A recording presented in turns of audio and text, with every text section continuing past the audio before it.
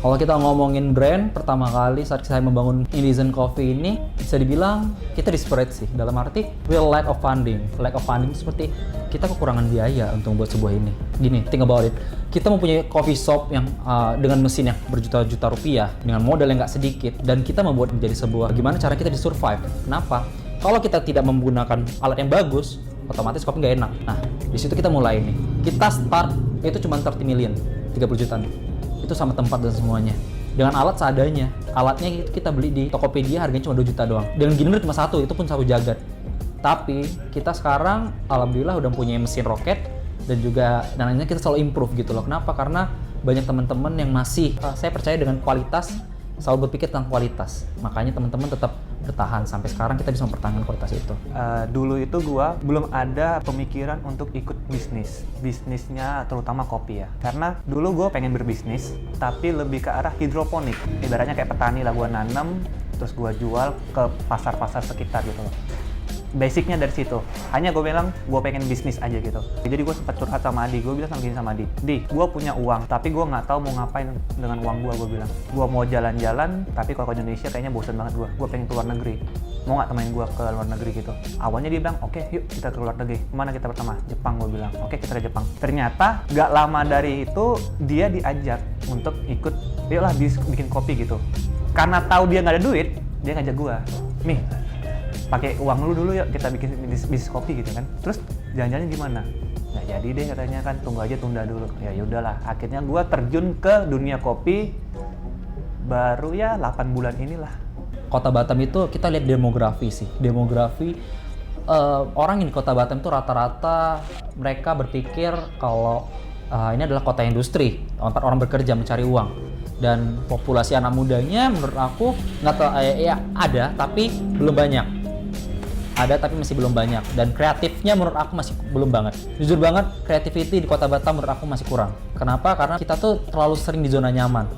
Kita jarang membuat sebuah gebrakan baru untuk membuat sesuatu. Ya udah, intinya adalah zona nyaman aja gitu. Kalau bisnis tentang kopi aja menurut gua di sini masih sama kuatnya sama kopi tiam ya menurut gua. Jadi masih susah untuk menggeser budayanya kita ngopi di kopi tiam.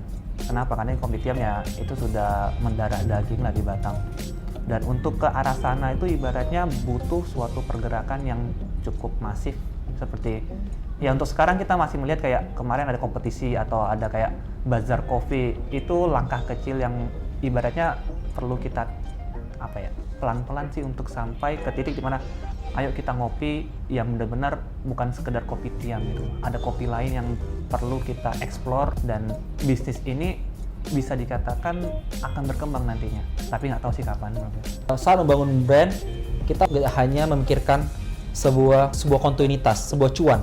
Tapi kita memikirkan juga goodwill apa sih, dan juga good impactful untuk sekitar environment. Aku pernah mengutip kata-kata dari founder Tuku. Mungkin kalau teman-teman lihat ke Indizen ya, emang kita agak mirip kayak Tuku. Kenapa? Customer bisa menulis feedbacknya dan bisa ditaruh di bagian sini. Juga kita berusaha untuk memberikan customer service yang standar. Harus tahu nama untuk mendekatkan diri.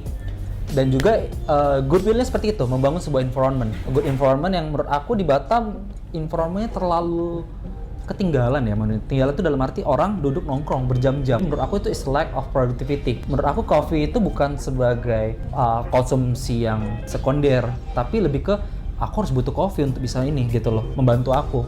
Nah itulah yang menurut aku Indizen bisa menjadi wadah teman-teman. Mungkin kita memberikan warna baru, kita nggak tempat nongkrong di sini. Ya mungkin kita nongkrong, tapi kami sangat lebih menghargai kalau misalnya kita teman-teman beli minuman kita, menghargai minuman kita, dan jujur quality kita mengutamakannya gitu. Gua selalu pengen bisa buka cabang karena gua merasa satu aja juga kurang. Gua merasa kurang dengan punya satu toko.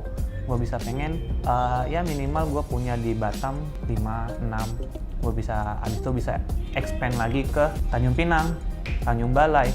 Malah kalau bisa sih gue ya at least sekepri ini gue bisa gue dapetin gitu loh. Jadi brand design Indizen sendiri, bagaimana sih cara achieving quality? Achieving quality itu nggak hanya kita membelikan alat bagus. Kadang kita punya alat bagus kita nggak bisa pakai loh, banyak banget dengan harga berjuta-juta tapi kita nggak bisa memakainya. dan itu is a lot happening in coffee industry. Dan menurut aku saat kita punya alat baru, alat bagus, alat kita harus memahaminya dulu.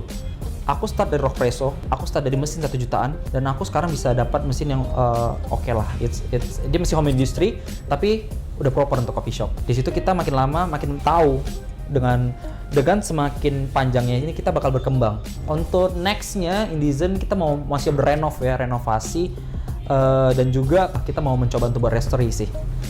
Apapun bisnis yang kita jalani ya, ibaratnya anak muda yang sekarang itu agak sulit dilakukan. Kenapa? Karena budaya orang Batam, jujur ya, orang Batam tuh budayanya orang instan, dia pengen instan. Jadi nggak mesti harus kopi sih bisnisnya, tapi apapun yang dirimu suka, apapun yang lu suka, kalau dirimu bisa menghasilkan uang dari situ, kenapa enggak gitu?